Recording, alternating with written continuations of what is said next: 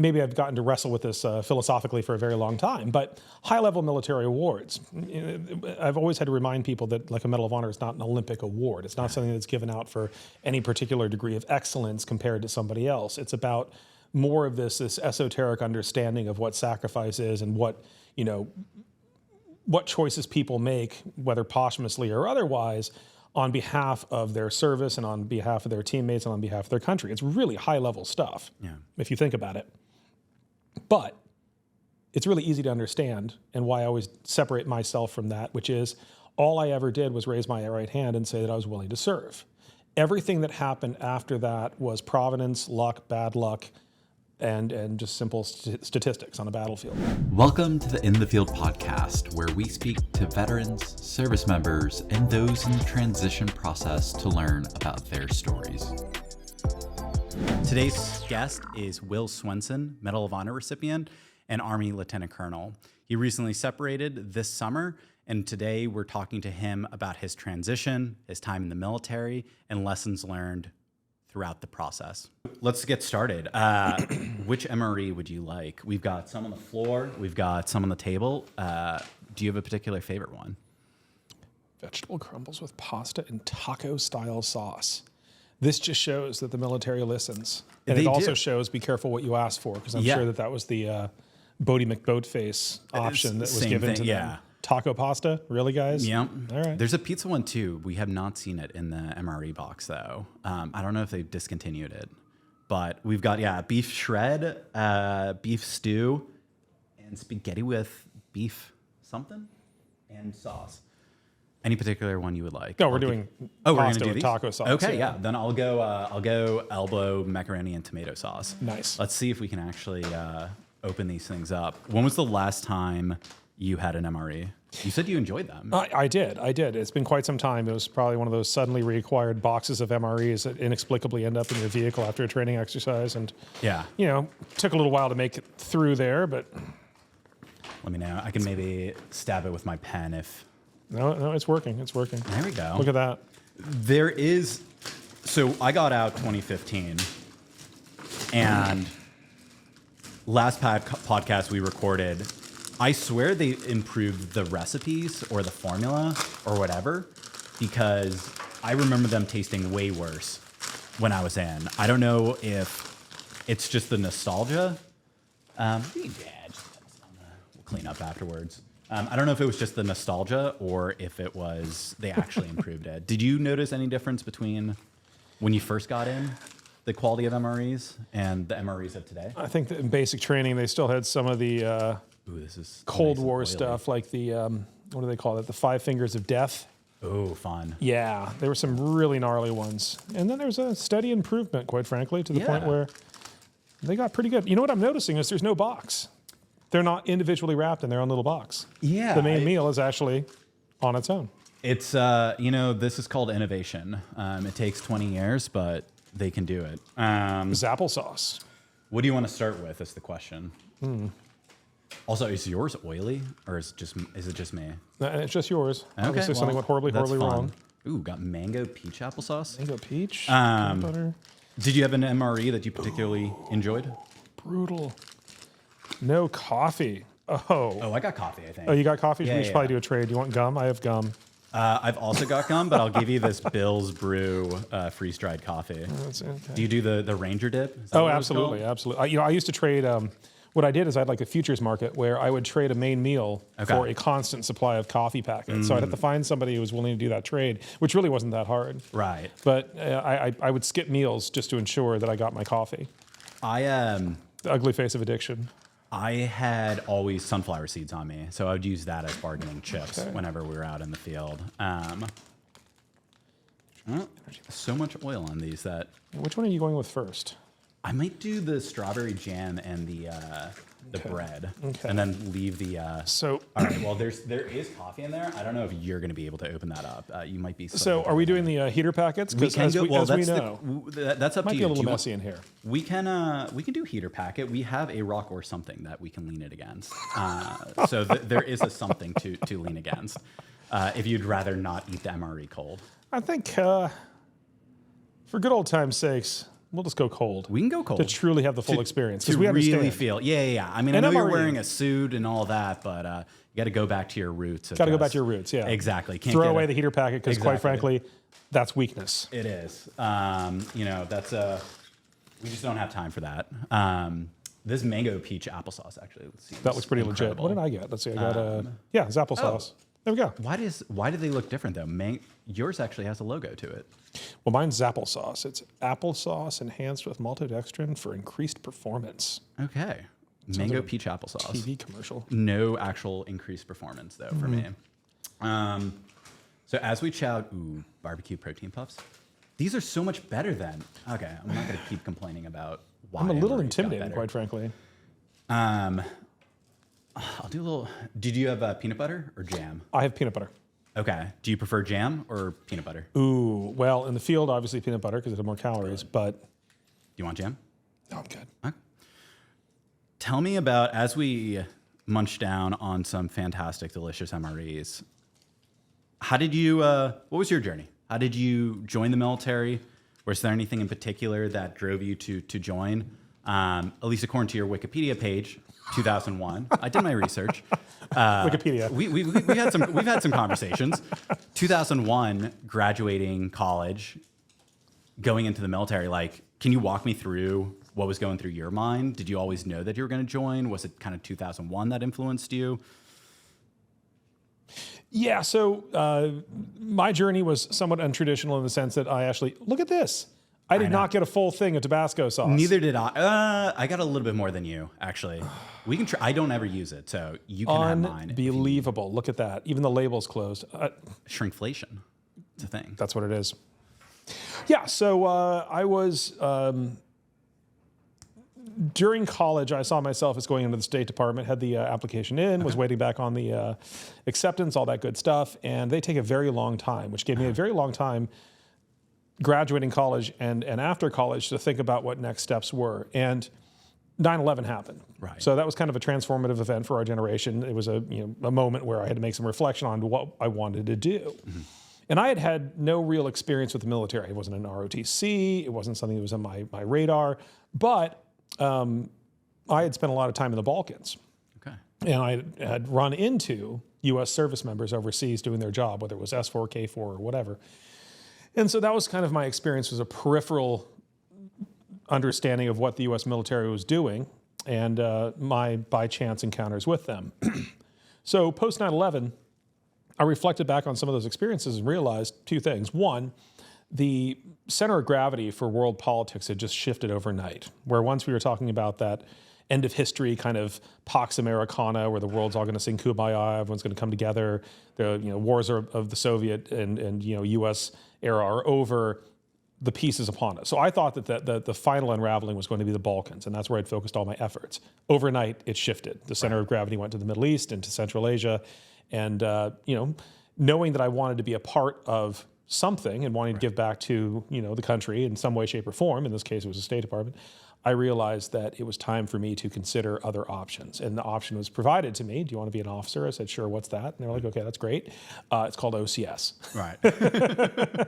And so in fairly short order, I found myself with a silly haircut and basic training, getting yelled at, and having a real quick, rude introduction to military life. Did you feel like, what did I get myself into? I should have gone to the State Department instead and not get yelled at? Or right. Was it like, nope, this was the right choice all along? It took a little while for it to set in, because I think that you really have to get kind of into the away from the training environment and into the job. Once I was in the job, it completely made sense. Right. This was the right place to be. But yes, there are those moments where you're sitting there, you're going, why am I digging a hole that I'm going to fill back in again? And of course, there's logic to the whole thing. There's a rhyme and reason, and you eventually figure it out. Like 20 years later, I can look back and say, I know why I was filling that hole back in that I just dug. Yeah. It's about learning about futility. Yeah. I always consider it, and I think it translates to the civilian world. I would love to get your thoughts on it too, which the military became not easy, but easier when I realized there is a game to be played. And as long as you play that game, for the most part, like, things are going to go well. And you realize, like, why am I getting smoked, or why am I doing push-ups, or why am I doing this? And you're like, well, it's kind of part of this game that we all signed up to play, where it's not always fun, but it can be used to do this or that, or teach this lesson. Did you kind of frame it like that in your head, or am I maybe out in left field here, thinking of it as a game? Well, there's an old saying, there's a smart ranger and there's a strong ranger. Yep. The strong ranger does a lot more push-ups. At some point, I understood that there was probably an easier way of going through the military. I don't know if I entirely internalized that or ever actually applied that to my military career. Mm-hmm. I knew the difference. Mm-hmm. Whether I did it or not is a whole other question. And then you got out. It's good. Oh, right? oh wow, that's. Brings you back, or good memories or bad memories? That's amazing. It's not bad. Mm-hmm. The jam in the bread, I don't know why it brings me back, but it's like not bad, pretty good. And listen, I was like hungry one day, and I'm like, I have an MRE. Like, don't really want to cook. I'm just gonna crack one open and like have it for dinner. And I didn't regret it. It was not bad. I'm intimidated by change. I'm intimidated. I miss my little the cardboard box that goes around the main meal. Yeah. I have nowhere to put my garbage. I'm actually kind of concerned by that. Yeah, I guess we could use the stuff it back in the these bags, but we'll play by ear. I would love to try these barbecue protein puffs, and you're gonna have to try some as well. Of course, jalapeno cashews. We'll do a little compare and contrast. That's new here. too. See, I'm kind of like you too. I anytime things get changed, I get immediately very nervous about like what the change is, and I'm like, was there anything wrong with it? So far with this stuff though, I'm not complaining. Let's see if I can. That's not too bad. So you get out of the military for the first time, 2009, 2010? Not really. Okay. So then my information is wrong. So tell me about your journey. Like, what was your years in service like? Kind of what was your decision making for potentially re-enlisting, staying in, and then the decision to get out eventually? Well, one of the things that I look back upon is, and this isn't because I think that we're a special generation, but the post 9/11 generation in the military had a different experience than obviously the peacetime Army, the Cold War Army, and obviously the Vietnam generation before that. So our generation, we found ourselves on routine deployments, where actually these are kind of a winner. They're really good, right? They're like the whatever that corn snack is called. That's not bad. Yeah, that's really good. Good barbecue. I don't know if you tried the jalapenos, Yeah, but if you don't mind. so far that's a standout. So post 9/11, our generation was tasked with an outsized mission. I found myself with my first deployment sitting in Afghanistan with, maybe 10,000 people in country at that time. And the country was split into two, and theoretically you had one side or the other, but you really found yourself on both. Yep. And so it was a different experience. You had a lot of responsibility foisted upon you without a lot of parental supervision. So you really had sort of an exponential increase in responsibilities than you would have, say, in the Cold War Army. Right.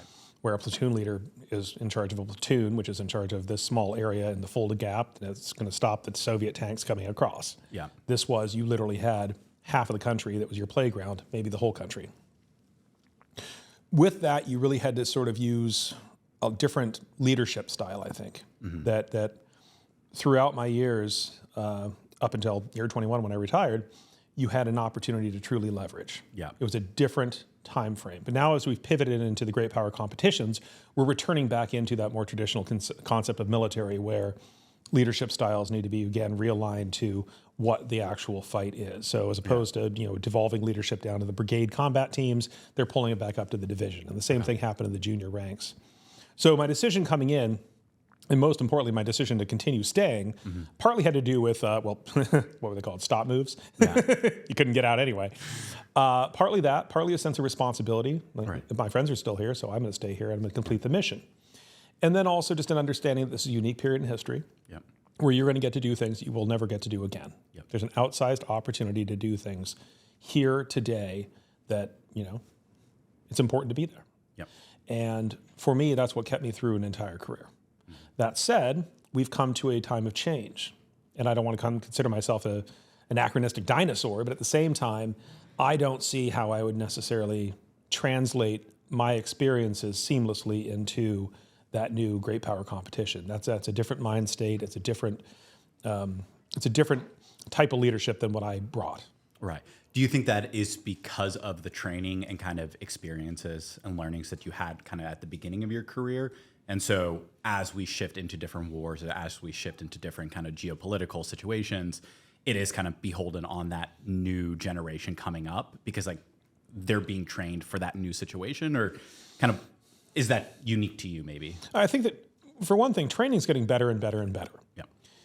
But it fundamentally stays the same. I think that, if you look back at basic training, when I went through to today, it's fundamentally the same basic training. It probably just has more resources and it's more targeted towards actually, what the soldier is going to require on the battlefield. What I think is different though is, in many ways, the style of leadership that at least I was utilizing and I felt was necessary was more of that creative destruction, Silicon Valley, VC style mentality, where it really was kind of innovate and on the fly and see what works until it doesn't. And now that's not going to be the same type of leadership that we're going to require when you're talking about these more corporate style maneuvers. Right. And that's, I think, the difference was when I was out there as a platoon leader, effectively with a very thin chain of command, expected to make decisions on the ground and adapt immediately to situations that we were not trained for. That was more of that creative destruction mentality. Whereas we're returning back to more of that corporate ethos, more of a General Motors kind of a thing where it's top-down driven and everyone has a place and everyone knows their role and it's about keeping the machine moving forward. I would love to talk about how your skills, specifically how you kind of framed it as the VC startup world, break things and figure things out. Because I very much think of the military, or at least when I was in, as kind of a startup, right? Mm-hmm. I make that comparison. Small team, common goal, try to figure it out, little resources, et cetera. But want to talk a little bit more about your military kind of career before we shift into that. 2009, the actions that you had in Afghanistan led to eventually a Medal of Honor award, but that was 2013. So 4 years kind of had passed. Can you walk me through what was going through your mind? Did it become a distant memory and then 2013 rolled around and you're like, oh, right, yeah, I did do that? Or I mean, how did it get framed to you? So one of the things that we have to recognize about that, again, post 9/11 conflict was how leadership on the ground reflected with leadership above you. Mm-hmm. As a lieutenant or as a captain or a major, you're very empowered to go out and do things semi-autonomously from a chain of command. There just weren't a lot of people. You're on an economy of thrift. There's a lot of those responsibilities devolved down to the lowest level. But technologically, there had been a major pivot. Two things. One, the ability for senior leaders to reach down to the battlefield level, to that tactical level, and talk to the tactical level and watch the tactical level. So that means you have persistent ISR. You have your drones, you have your satellites, you have aircraft, you have sniper pods, you have all these things that are watching the battlefield in real time. And so now you're starting to look at those operational and strategic actors, those sort of flag officers, able to reach down to the tactical level and make tactical level decisions. Now, in Vietnam, we said we needed to keep the politicians away from the generals. Right. I see it more as the generals became politicians and had immediate reach down to the tactical level. Now, why is this important to your question? Well, the reason is, whatever happens on the battlefield now is fully visible. There's no more fog of war. And for a senior level, that's at the strategic level, to reach down to the tactical and try to make actual ground decisions means now they have ownership in a way that they never did before. Before there was, 2 levels. You command two levels down. Right. Well, now you're talking about 4, 6. You're really reaching down. Right. You're getting pretty granular, which means responsibility flows right back up the hill. Yeah. Now, in today's environment, medals of honor aren't for things going right. They're for things going wrong. And that usually means that somebody on the ground is having to make hard decisions based upon a series of conditions that they did not necessarily set for themselves. Somebody else did. That somebody now is at a higher echelon. Right. And that resonates because that's something that's surprising to them as well. Like, oh, wow, it's a two-way street. Right. And politically, the Medal of Honor is going to resonate in a major way and draw a lot of attention. Yeah. So it means that's a political event. So 2009, I know that I'm put in for the award the day of the battle, or after the battle. Really? So Okay. there was no fog there either. Right. And it immediately went up through the food chain until it didn't. Around that time, I started making career decisions based upon what organizationally was best for me. Right. So those years were sort of a wandering through the desert, so to speak, to figure out what was next. Yep. And ultimately what was next was an organization that recovered, tried to heal a little bit, and tried to move forward with lessons learned. When you were making those decisions, how much flexibility did you feel like you had in the military? So I can only speak to the enlisted side, right? 2015 comes around, coming up on a second deployment, and I say, hey, I can extend my contract to make this deployment. And they go, nope, you're gonna have to re-enlist. I'm like, all right, well, what are my options for re-enlisting? Could I get stationed back to the 173rd Airborne? Nope. Can I, potentially get a ranger school, written in the contract or whatever? Like what things can I get? Can I get a bonus? They're like, nope. You can re-enlist for 3 years. You'll stay here, and the rest we'll kind of figure out on the own. And then it got to a point where I'm like, well, the things that I wanted to kind of pursue in the military aren't really necessarily being afforded. My only option now is to kind of get out or kind of sacrifice those desires and be at the whim of the kind of military. At least in your situation, did you feel like, yes, I have those opportunities? Or was it, hey, door number 1, 2, and 3, here are your options? And then how did you build a framework to decide which door to go through? Well, a few things. For one, I stayed on beyond my commitment in Afghanistan to continue my job as an advisor. So I was already independently acting to some degree. Yeah. And piggybacking on other commands to stick around.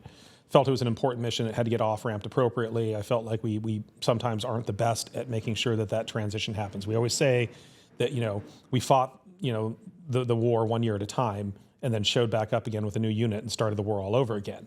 I didn't want to do that. I wanted to be the bridge. I wanted to be the continuity, and I wanted to ensure that the most I could do with that unit was done before I transitioned out, knowing that nobody was going to come alongside or come in back of me and do the same job that I had. It just wasn't going to happen. It was impossible to recreate. So partly was that context. I got to finish out my responsibilities with that unit.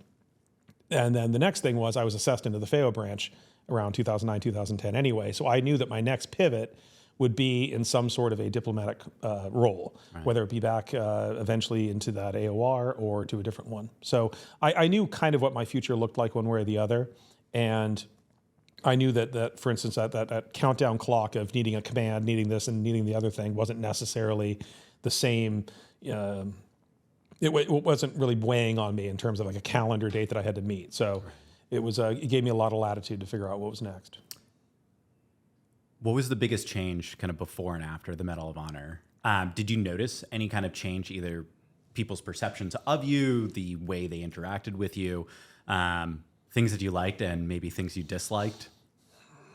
I was fortunate in the sense that I liked anonymity. Yeah. And aside from the fact that you really can't totally hide from your responsibility as a recipient, because you do have responsibilities, I think, to ensure that there's messaging, there's a presence that's necessary.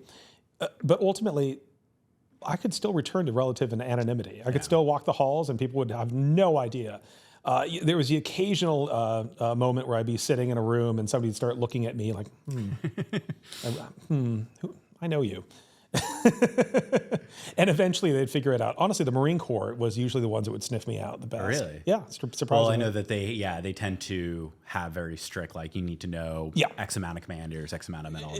Exactly. So I think that was one of the reasons. But I'd be sitting in class and somebody would just be eyeballing me like, oh, here we go. Yeah. And then I go through my usual thing of like, where do I know you from? Milk carton. A lot of the times, military members are thanked for their service, and it's usually pretty awkward for us. Or at least for me, I can speak to my own personal experience of like, oh, thank you for your service. And I'm always like, well, what did I really do, right? Like there's always somebody who's done something kind of better. Does it feel the same to you? When you get thanked for your service, do you frame it as, yes, this is somebody who just kind of recognizes that and I'm grateful for it? Or is it always kind of awkward for you as well when somebody says that statement to you? I think like you, I kind of wrestle with it because from an individual level, I feel like, well, somebody probably did a lot more than I did. At the same time, I don't see it necessarily as an immediate individual thank you for your service. I see it as more of somebody understanding the greater context of what you've done in service. They're really not thanking you specifically. They're thanking the enterprise, the people who serve the country. And I think that, especially again, that post 9/11 era, it was always authentic. Even if people didn't fully understand why they were thanking you for your service, or any number of other things that would have come politically with that, it wasn't the Vietnam generation. It was they could separate the politics from the individual, and they could understand the intent behind what the individual was doing. So whether that was early on, you'd see soldiers walking off an airplane in uniform, and everyone would clap. That was authentic. That was organic. And even today, even though we become much more comfortable, I think, as a society, understanding that hopefully the Great Wars are over, and service is now kind of more of a routine thing that we don't disparage or look down upon like we did at one point in our dark history, it's still important, I think, for people to say, thank you for your service. I actually think that it's a good reflection upon the fact that they understand that there are components of government, components of this country that are still pure. Right. And that needs to be acknowledged. And that's what I see. So as uncomfortable as it is, because I'm like, it's not about you, it's about what we do, ultimately. That's a great way to frame it. Because it always feels kind of awkward to me, right? But I think reframing it as this is the organization, or thanks to the kind of embodiment of kind of a holistic group of individuals, I think it's a much better kind of way to frame it. I always just like never know what to say. I'm like, thank you, or like, I appreciate the support. And so something that's always kind of been on my mind. And so somebody who, right, to me, it's like, well, you have done something to kind of deserve that, if it kind of reframes it in your mind. But it's interesting because maybe I've gotten to wrestle with this philosophically for a very long time, but high-level military awards, I've always had to remind people that like a Medal of Honor is not an Olympic award. It's not something that's given out for any particular degree of excellence compared to somebody else. It's about more of this esoteric understanding of what sacrifice is and what choices people make, whether posthumously or otherwise, on behalf of their service and on behalf of their teammates and on behalf of their country. It's really high-level stuff, if you think about it. But it's really easy to understand, and why I always separate myself from that, which is all I ever did was raise my right hand and say that I was willing to serve. Everything that happened after that was providence, luck, bad luck, and just simple statistics on a battlefield. That's really all it is. So I always remind every single service member, the only thing that differentiates me from them is the fact that I was placed into a situation that if they were placed into it as well, with their training, with statistical odds, they would probably make the same decisions that I did and come out the same way that I did as well. Right. It's a matter of a series of events being kicked into motion. And so you can also understand it from that perspective. Individual awards, it's attributed to me, but really it's more about you signed up for service, and this could be one of the theoretical outcomes. And it's not my way of trying to share the award. It's my way of simply saying, literally, this is something that you could be called upon to do. This isn't about an individual. It's about what you have signed up to do and could find yourself doing for the same reasons. So back to your question about thank you for your service. It's not disassociation to try to take it off of you. Right. It's about looking at ultimately what it really is about, which is this larger organization, this larger message. Any big lessons learned? I mean, there's obviously plenty in the military, but is there any one that you're like, this is going to carry on with me through the rest of my life, or something that was so pivotal that kind of sticks to your memory when you think of your military service? We think of the military as this monolithic organization where everyone is the same. It's homogenized. It's harmonized. It's sterilized in many ways. And to some degree, the intent is that like the professionalism of a soldier is, you have unit discipline. You have your haircuts. You wear your uniforms appropriately. There is that discipline, but specifically the U.S. military, we appreciate diversity of thought. We actually like dynamic leaders. We need to have that resilience built upon diversity. Mm-hmm. And coming from a non-military background, from a city that doesn't necessarily have, the immediate pedigree of producing military officers and leaders, it's interesting to see that even if you have almost a counterculture attitude, Yeah. it's actually accepted. Now, maybe it makes you the strong ranger where you end up doing a lot of push-ups. But at the same time, that mentality, so long as it's properly articulated and confined to the more useful components, comes out as actually strengthening the system. Sometimes you do need those individuals who ask the question of why are we doing things this way? Back to that sort of creative destruction model of VC. In 9/11, post 9/11 era, we needed leaders who could make those decisions. We'd have people on the ground able to say, this isn't working the way I want it to. Maybe this piece of equipment needs to be modified. Maybe the way we do something needs to be changed. Maybe we need to engage these people differently. And that's where that resilience of our ability to absorb different, thinkers comes in. So the U.S. military specifically is good at bringing in alternative thought and utilizing it as a strength, not as something that needs to be squashed. So easy question here. Any purchase you made in the military that you regret?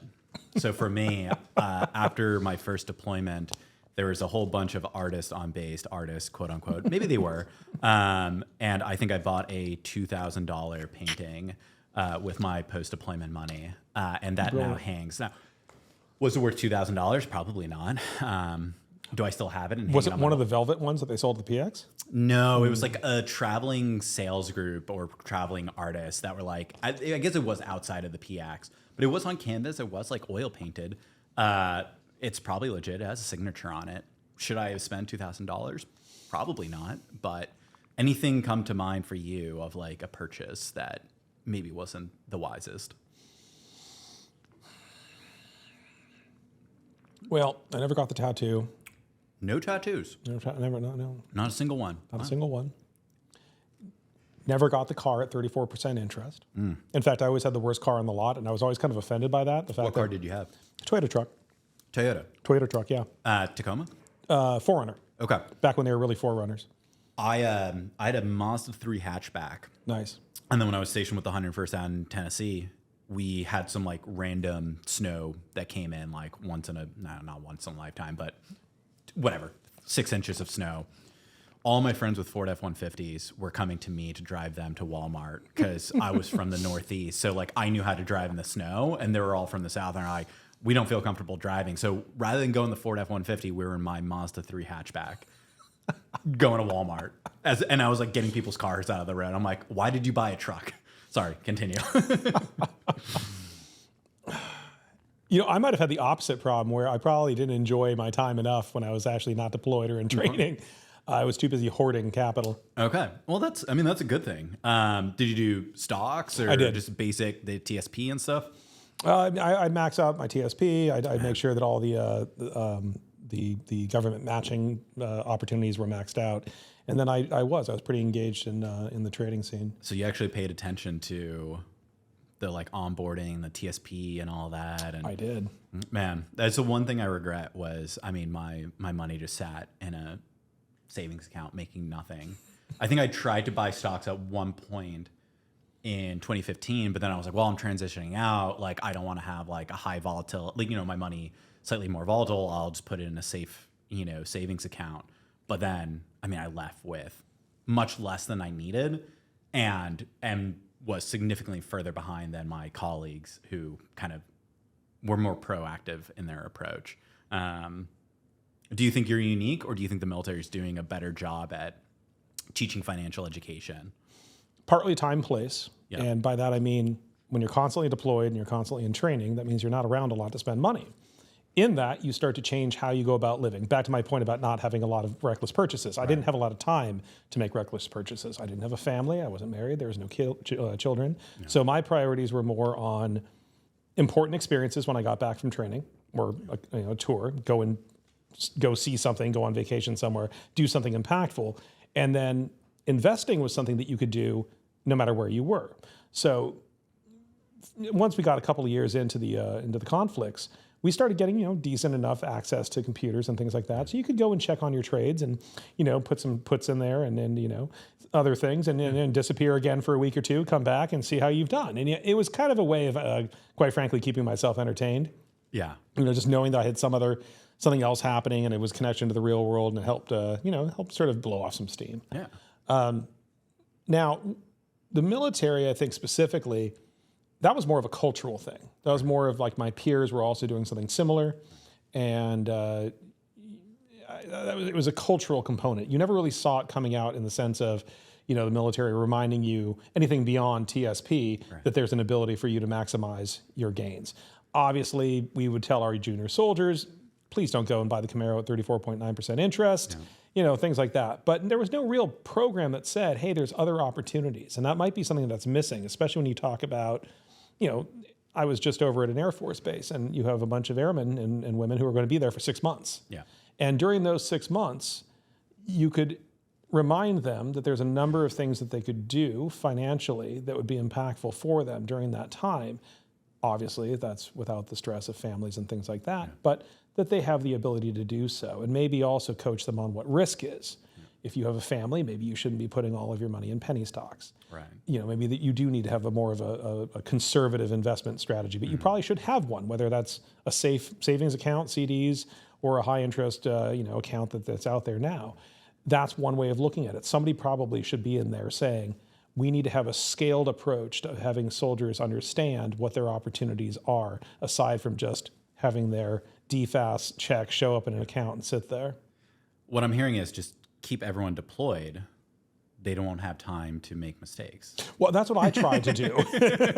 I heard we were an expeditionary army, and I tried to take that very seriously. Yeah. The only thing I took from that was just if you keep yourself busy, you don't have time to spend your money in bad places. I am definitely not a financial genius when it comes to my portfolio. Had some serious winners. I also had one of the credit default swaps in there somewhere. Oh, okay. I was more intrigued than anything else. I was like, well, I'm going to own this just to watch it. Why is it inverse of everything that I do? Oh. I'm actually gonna have a couple more of these before we move. Those are the winners. They're actually delicious. Before we go to the wonderful. Look at that. Time. They've changed the where the packet rips. It opens wide now as opposed to I think it was on the top. Yeah, it was top before. I've seen it. I can't remember from 2015, but eating this cold will be, I guess, a true indicator of whether or not it is. They're good. Because if it's good cold, then it'll be good anywhere. Did trading stocks, kind of being interested in finance, influence kind of the career opportunities you were thinking about getting out? Or, you had mentioned a lot of your military training had put you in that mindset of startups, VC, private equity, et cetera. Was it more the training that kind of put you in that mindset of what you wanted to do when you transitioned? Or was it just your core interest of this is what I want to do when I get out? I enjoyed innovation. Mm-hmm. I saw the innovation that was happening both with just military leadership. There was a lot of innovation that was required of what we were doing overseas, and innovation in terms of the technological space where things were moving so fast when it came to military technologies, dual use. So you were talking about going from the old plugger, that old GPS that was the size of a phone book, down to a little Garmin. A little Garmin GPS.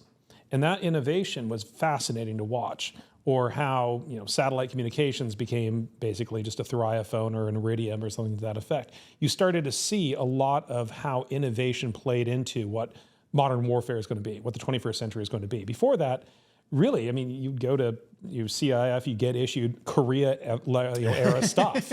There wasn't a lot of change. That same lensatic compass really hadn't fundamentally changed. And there's a reason for that. It works.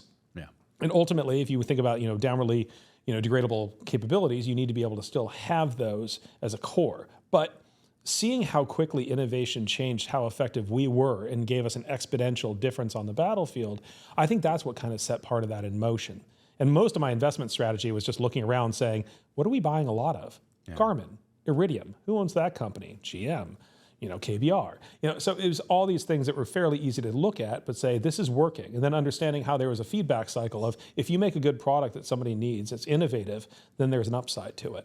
So I think taking a lot of that and my transition out and, being in the Silicon Valley area, knowing a lot of people in that space, I saw a lot of commonality and personalities of, people who understood how to manage risk, but still take risk, how they could, compartmentalize a lot of different, mission sets and bring them together when it was necessary, and just that creative destruction, that we talked about. I think that was really what sort of ported me to that direction. How was it? I mean, what were the kind of biggest challenges transitioning out, if any? And what were some things where you're like, man, I did a good job, like really made this smooth? Well, a few things that I've learned. I am still terrible at paperwork. Okay. And that's going to continue to haunt me for quite some time as my paperwork continues not to be complete. So aren't most officers supposed to be good at doing paperwork, or is that a misconception on the enlisted side? That might be a misconception. I don't think that I actually even know how to use PowerPoint. So with that, I think that the transition out has been maybe for me a lot easier than other people because I already had I was in a position for several years where it felt more seamless to civilian life. Mm-hmm. It was not in uniform. It was a different group of people you're working with on a day-to-day basis. A lot of the military components that would have been more normal for somebody transitioning out of an infantry unit, for example, where literally to the day that you retire, you're still running around in camis and doing infantry stuff, and then suddenly one day it's over. That would be a hard pivot. For me, it was a much simpler pivot in the sense that I was already in that Silicon Valley space. I was already in the Bay Area. I already was walking those waters. Previous to that, I'd have been in a more or less civilian-oriented position. So the cultural shift wasn't so much. I can see that in a lot of my peers who, when they transitioned out, it was a shock to their system to go from true Army to one day not having it there. And there's a lot of things in that. There's a lot of misunderstanding about cultures. So in the military, we just inherently trust, no matter who it is, when they say they're going to do something, they're going to do it. When you trust them that they have your best intentions still at stake, and it's part of just an unwritten understanding, that doesn't necessarily translate into the open world. And so I think when a lot of people get out, they find themselves immediately in that culture shock, where they just really don't understand that people don't necessarily want to work 24/7. They don't want to give 110%, and they do have self-interest. And that self-interest may actually come at a consequence of you. Right. And you need to always be measuring who you're working with, who your peers are, and who you're entering into contracts with, because sometimes you find yourself at a disadvantage that we are so acclimated to being able to trust everyone around us in uniform. We just know that they're going to have our back. That's not how the real world works. And that's, I think, one of the hardest things that people have to learn. So for me, even that's been a challenge, is figuring out who the honest brokers are and where there's maybe some shallowness in the relationship. And it's probably a constant rejudgment that has to happen as you just year after year after year out. As I asked to follow up, how was your? Did you have a chance? I mean, I don't want you to go hungry, So we're going to try pasta with taco sauce and see how this goes. Okay, this was, I even forgot what I had, but that isn't even the thing. How was yours? Elbow macaroni and tomato sauce is what I had. Out of 10. I see potential. They probably could have just left it as an enchilada. And heated, this might have some real legs. The macaroni is not that bad, and actually cold, decent. I guess edible. Tomato and pasta, you can't really go wrong. It's edible. It's not too dry. And you're getting calories. You're getting a lot of calories. And I'll tell you what, it has a nice little bit of a picante on the back end. There's a little bit of spice. There's some cayenne in there. It's good. Throw a little Tabasco in there. You're really going to kick Absolutely. it up a notch. Did you look at GS positions as you were transitioning out, like whether that be the State Department or something else, and kind of stay in a government entity, but not necessarily the military, or kind of at that point in your life, which was just last year, earlier this year? July. Which is wild. I mean, I remember when I introduced you on stage, I said, Will Swenson, only serving active serving Medal of Honor recipient. You're like, yeah, I actually put in my notice yesterday or whatever it was. At that point, were you like, I know that this is going to be the path forward for me, or did you explore other options? For me, it really was. I knew that I had done my time. I knew that there was a finite amount of time that I had to do this specific role in my life. And I had done what I needed to do. I had accomplished all the things that I'd wanted to accomplish in a career. I could have continued in my position, and it would have been a fulfilling career as well.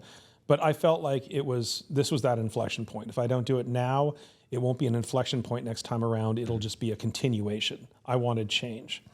And so I did, I did look to what would GS life look like? I could do this, I could do this, I could do this. But in most ways, it would just be a continuation of what I was already doing, or it would be a downshift from what I was doing, but something adjacent. And that would have been frustrating, where I had to ask myself, why am I doing something at a lower level than what I could have done if I had just stayed in? Yeah. So, looking at the environment, it was, and I'd already made the decision in my head, but I made sure that I put in the effort to look. Yeah. And I'm glad that I did the inflection, because it was time. Yeah. It was time for something new.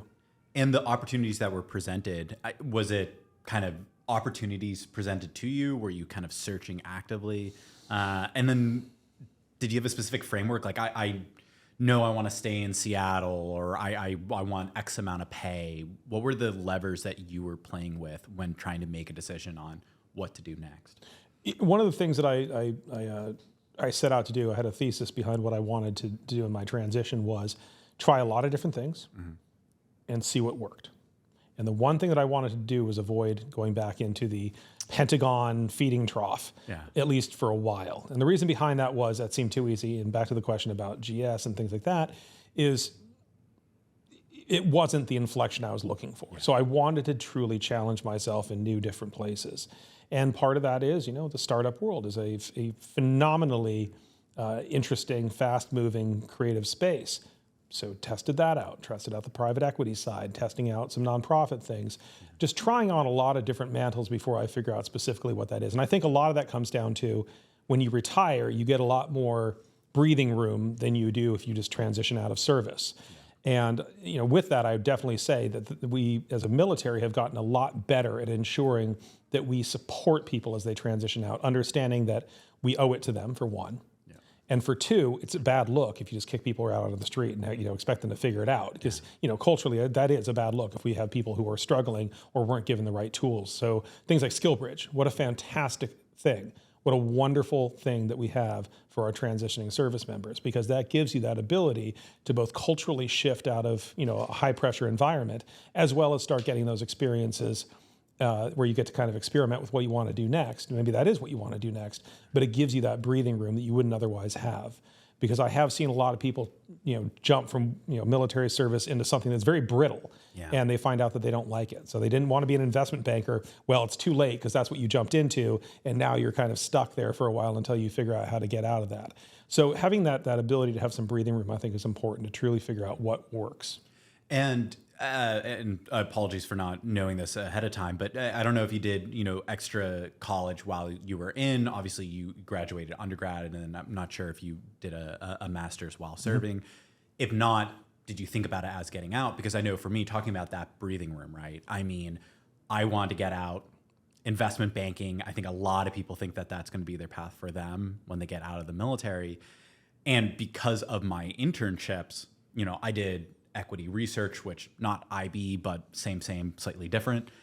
And I was like, this is, big mistake. Do not want to do this whatsoever. And because I did, college and had those internship opportunities, I could test those waters. So for you, were you thinking maybe I go back to school to get those internship opportunities? Or was it when you were you went to school and kind of were exposed to some of it a little bit?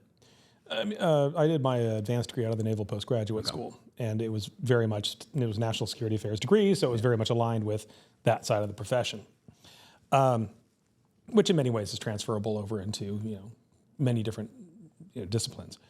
But at some point, especially when you're 20 plus years into your military career and you start having these life events happen, like marriages and children and things like that, you start finding you have less and less ability, quite frankly, when you transition, unless you are very prepared to make that work. That's a difficult pivot. I don't think that many people really understand the challenges of needing 2 years of breathing room and financial space in which to do that. And of course, it's a fantastic investment in yourself, and it will ultimately pay off. But still, that is a hard challenge for, I think, most transitioning service members if they already have responsibilities, is how to bridge those worlds.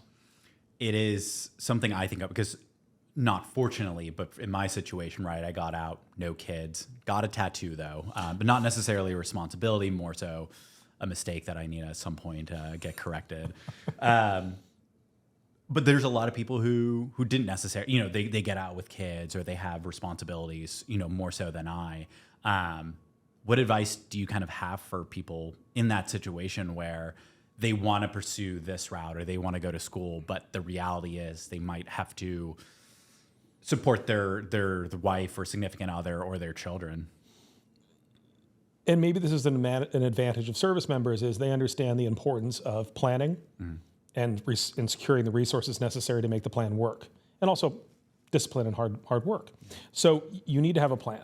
And if you know you're getting out and you know that you have to have a certain amount of resources to make that next step work, you're going to have to do that one way or the other, but you're going to have to scale that. Are you going to need 2 years of breathing room to transition out and maintain a household and do a full-time, you know, program? Is that something that's doable? And obviously it is. There's resources in the military, there's resources out there in the public space. Universities like to support service members. There's a lot of opportunities, but still it's going to require a significant amount of planning. And I don't think everyone necessarily has that much ability to look into the future and say, I can contribute this amount of time and I can resource this amount of stuff and still maintain, you know, my mulberry lifestyle and you know, my wife and kids and all this other stuff. So I think it's a big challenge. And obviously people succeed in their transition every day, regardless of what their circumstances are. But you have to plan and you have to make sure you have the resources, because if you don't have that, it's going to be a real challenge. And the worst thing that could happen is you go off the tracks. We talk a lot about the good skills the military teaches you that can translate into the civilian world. Are there any skills or mindsets or things that get taught in the military that you realized it doesn't actually really work in the civilian world? You mentioned, you know, kind of an overt trust of those around you or an inherent trust of those around you, which could be, you know, a skill right in the military, but not necessarily translate to the civilian world. Are there other things that you're like, ooh, I really need to break this habit? You know, maybe knife handing people while you talk to them or keeping people at parade rest? I think a lot of it is just the culture. There's nothing inherently in the military. Once you get to that sort of professional grade, you're out of basic training, you're no longer a private, you're actually in a leadership position. Most of those traits are immediately transferable, if not positive, in the workspace. The mistakes that we make as transition service members, I think, is, and trusting people is not a bad thing. It's just that you as a leader have to build the team around you that you can still trust in the same way that we trust our teams in the military. It's up to you as a leader to make that happen. But again, it's not automatic in the civilian space. It's a lot more difficult and challenging to build that team. I think it's really just about retooling some of the skill sets that you have. So a knife hand might not be the most effective way of displaying leadership, but there's probably a component of it which is effective in that team. And what is the knife hand other than theatrical gesticulations? And it's almost kind of funny, and everyone knows it's tongue in cheek. You know, this is ridiculous. So we understand what this means. It means I'm doing my job as a squad leader. I have to yell at you. I'm going to do this, and then when we're done, we're going to get a beer. I think that there's ways of doing that as well in the civilian sector that just don't require you doing the knife hand. And of course, the knife hand does not translate effectively into civilian sector. So you have to figure out what that means in your leadership, which again is you need to have a team, you need to be, you know, disciplined with your team, but you also need to understand where the discipline, you know, it extends to and where it stops. It's funny you mentioned the you know, grabbing a beer afterwards. I was on a training rotation in Fort Polk, Louisiana, which I hope to never return. No offense to Louisiana, just very, very hot, especially in the summertime. And I had a soldier forget his weapon, and, you know, some other platoon leader, you know, came up and he's like, hey, I think this is your soldier's weapon. I'm like, all right, cool. Bring him out back. And I was like, you know, we're going to have to do push-ups, right? He's like, yeah, I know. And it wasn't even mad at it. At that point, you're just like, you know, you messed up. You know, you need to be disciplined. And it was just this kind of like, yeah, like I messed up. Let's get it over with. And then like, yeah, stayed in touch afterwards. And, you know, in the military, I think there is kind of going back to playing the game. There are certain levels of, you know, what needs to be done. It's not, you're not doing it out of malice. You're not doing it because you're just trying to be, you know, mean, but it's like, hey, in the military, there's certain things, let's go it. Talking about things that maybe don't translate super well. One thing that I think about is, you know, in the military, there's always an SOP or a regulation, right? There, you wear your uniform this way, you act this way, you salute officers, etc.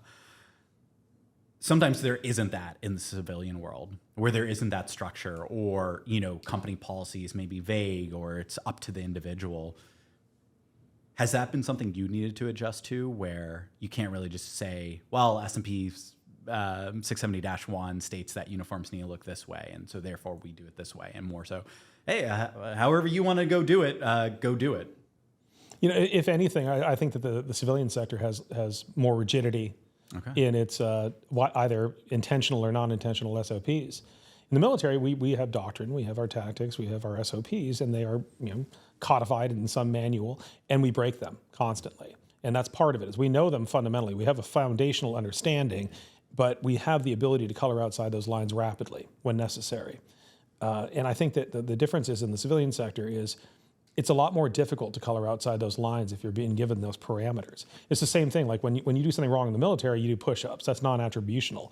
If you do something in the civilian sector, there's no equivalent. It's straight to counseling, which is a different kind of mentality. And I think it's the same thing when it comes to leadership, is almost in the military, you're given the opportunity to kind of risk and explore and challenge, not just yourself, but your team in different ways than you would in the civilian sector. So in many ways, I think that, if you become very comfortable in the military to simply responding to SOPs and tactics, you're probably doing it wrong. Right.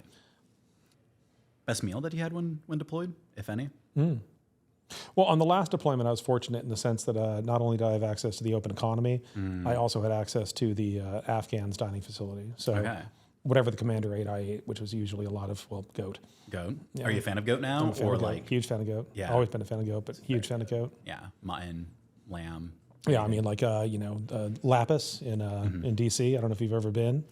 Afghan restaurants. It's like the really popular one, right? Yeah, super popular. Has a Michelin star, which I think is hysterical because, quite frankly, he's like, well, this is a Michelin star, but it tastes exactly like what my guys could cook in Afghanistan. Right. Which is like good 50 times the cost. Or whatever. Yeah, exactly. Yeah, right. So, favorite cuisine type?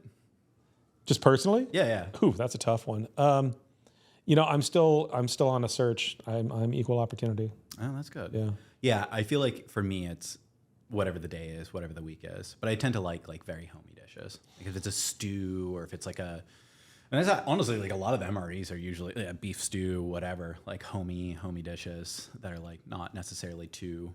I like unfussy foods. I like simplicity. I think that when you take quality ingredients and you just you present them properly, they stand on their own. They don't need a lot of fuss. And then the next thing I'm doing is I'm sitting at a French restaurant where the food is super fussy, or I'm sitting at a tasting menu restaurant where it's seafoam reduction, something or other on a granite block, and I'm still very happy. So there's a full spectrum. But if I had to bias one way, it would be towards unfussy, simple, but quality ingredients. When you're in the fussy restaurants, does the army part of your brain ever go like, what am I doing here?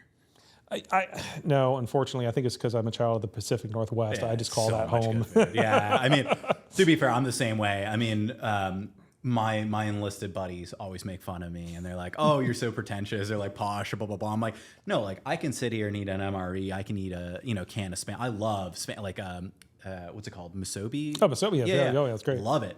But I'll go to a nice restaurant, and you can enjoy both, and I think that's fine. That's appropriate. But it's funny. My enlisted friends make fun of me for being pretentious or like, oh, you lost your roots, blah blah blah. When I go to the nice restaurants, and then my friends, that I met afterwards, went to school with, they're like, oh, you eat Spam, or like blah blah blah. Like you don't, like you eat an MRE. That's so gross. I'm like, we can enjoy both, guys. I mean, this is. I still remember my first Applebee's. Yeah. There we go. It was a cultural icon in Watertown, New York. Yeah.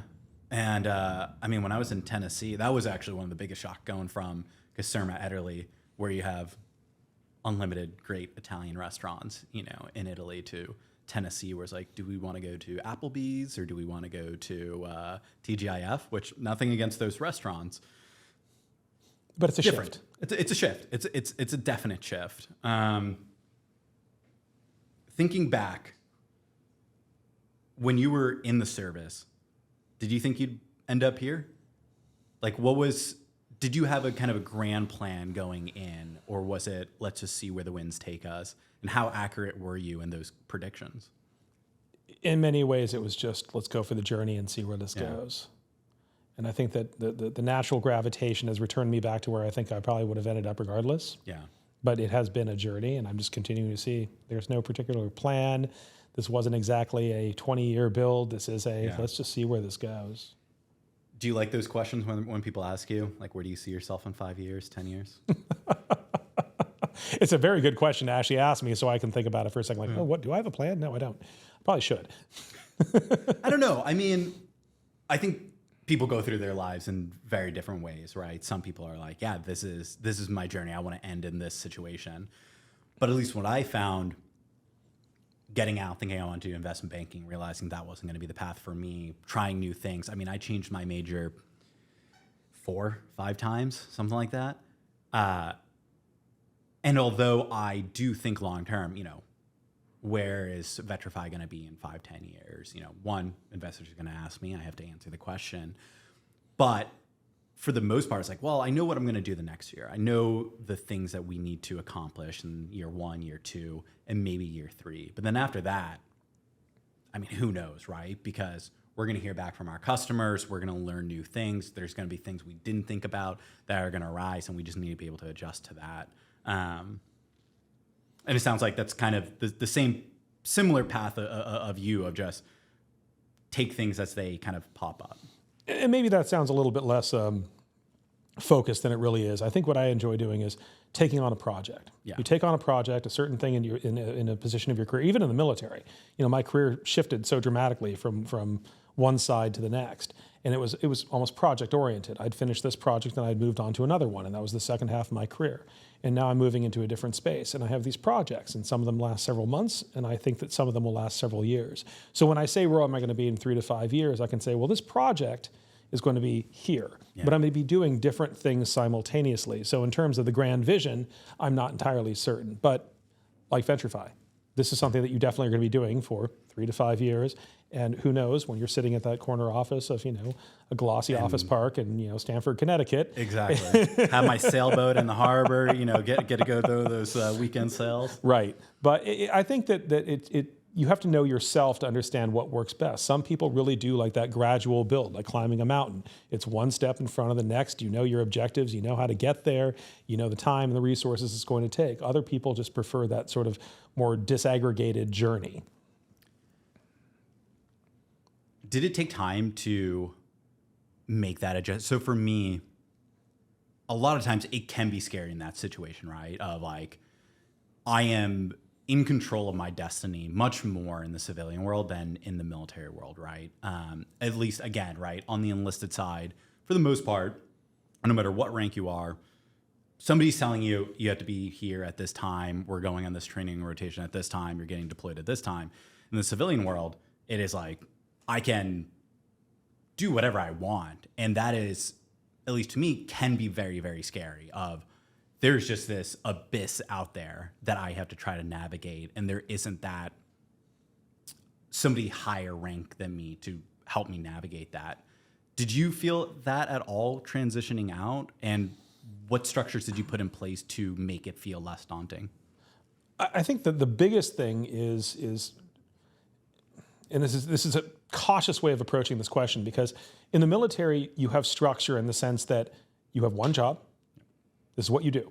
These are the expectations, and this is your pay level, and you know that in 3 years, this is where you're going to be. There's consistency in what you do.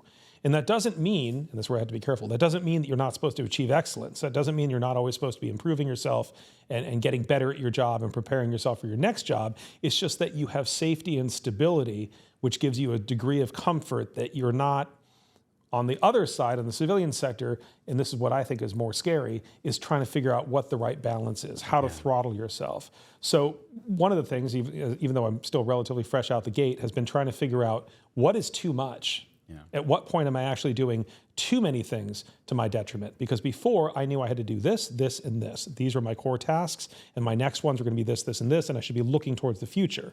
But now it's, I can do 50 things simultaneously. The question is, how many can I actually do well? Yeah. And I think that's the biggest challenge I've had in transition, and I've seen a lot of other people do it, is in the absence of that structure, you find yourself, especially with the military, where you always do want to achieve excellence, and you always want to do, you look around and you say, if I'm not doing something, I probably should be doing something. What should I be doing?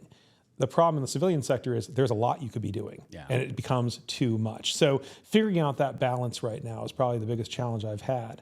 What is the right answer?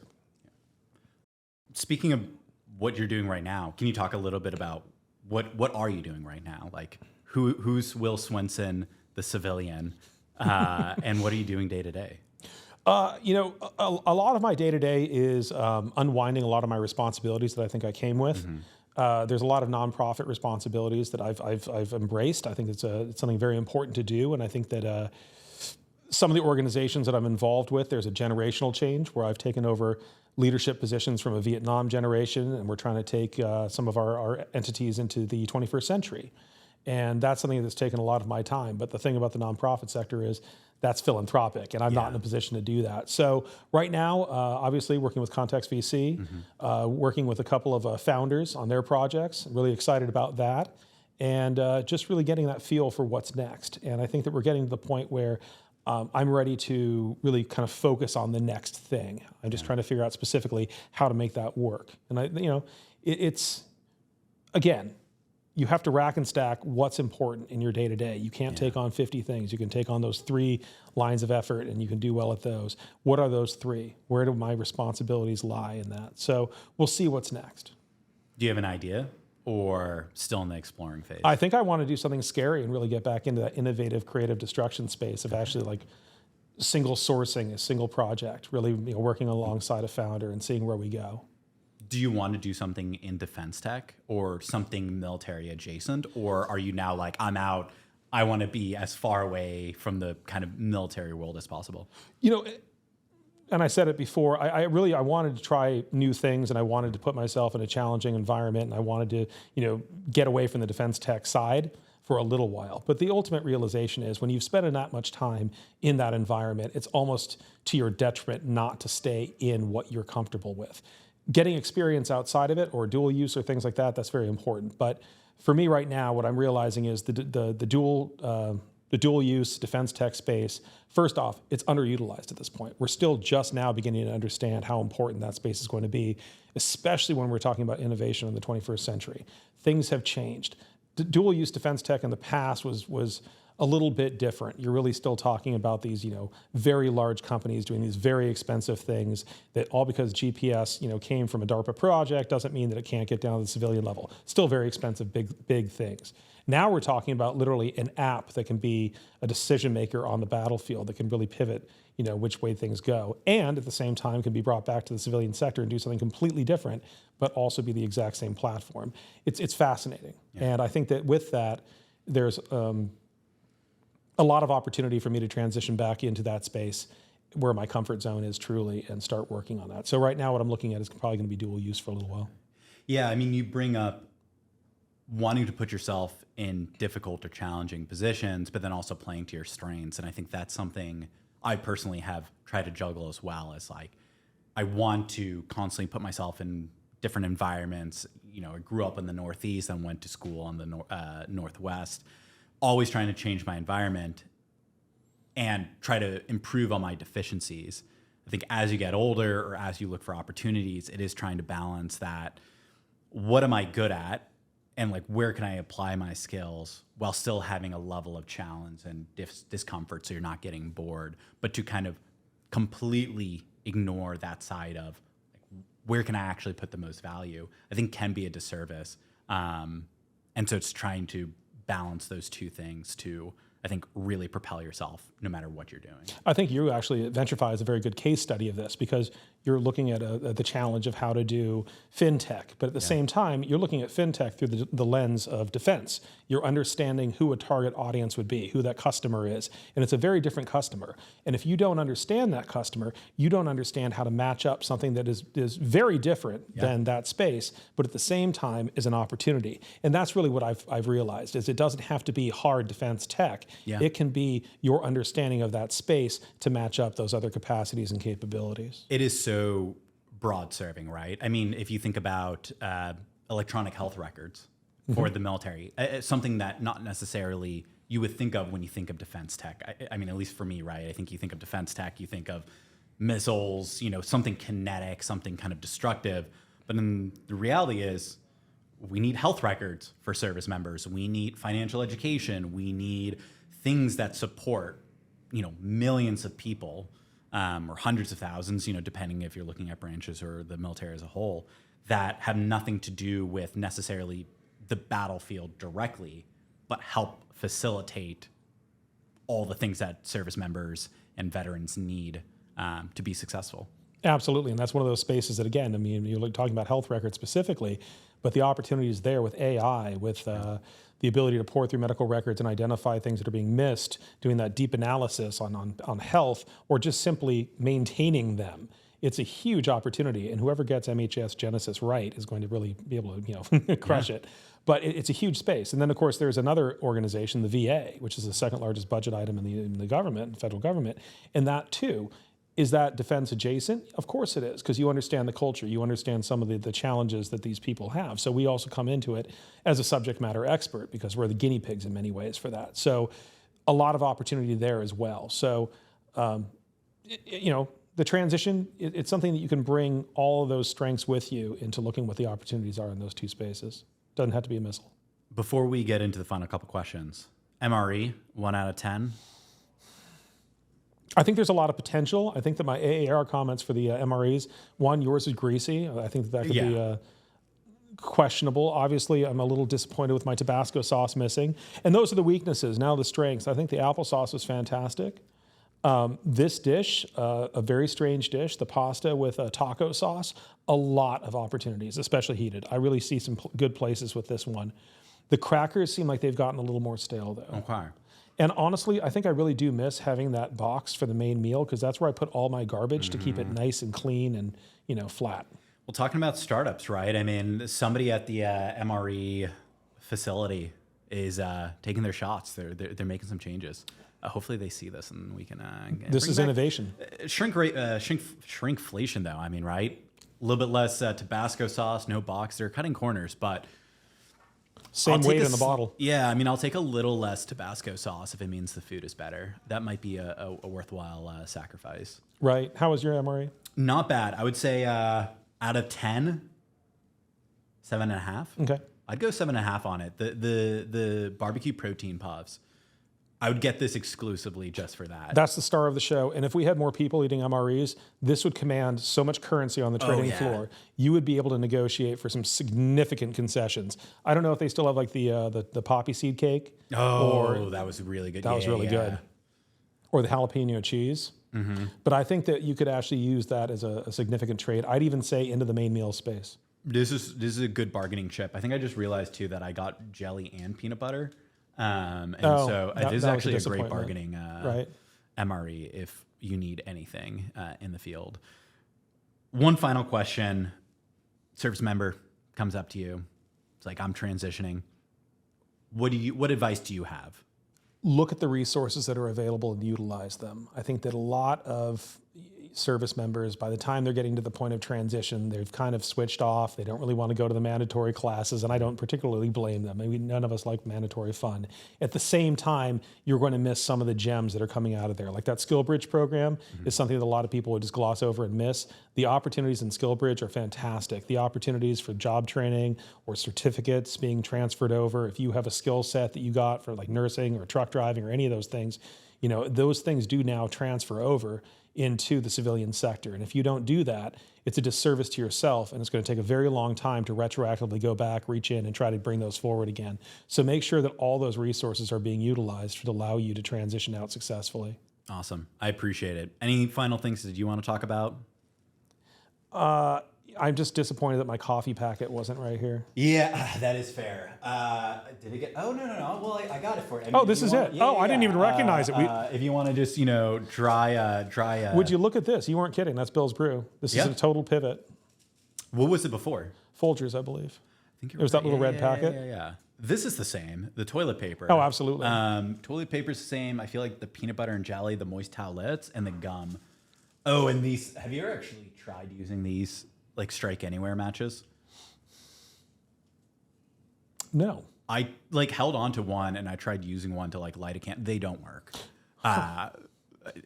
do not rely on these. Hopefully they don't actually come after us for saying that. Well, they don't put cigarettes in MREs anymore either. So. Exactly. I mean, like, what is this? What are we actually using this for at this point, if not to provide lucky strikes within the MRE? I don't know if that company even exists anymore. Well, thank you so much. Indeed. Really appreciate it. Yeah, we'll get around the... Thank you. Hopefully we'll have you back on another time, and enjoy your time in New York. Thank you to our guest, Will Swenson. We really enjoyed having him on the podcast. You can find the In the Field podcast on all streaming platforms.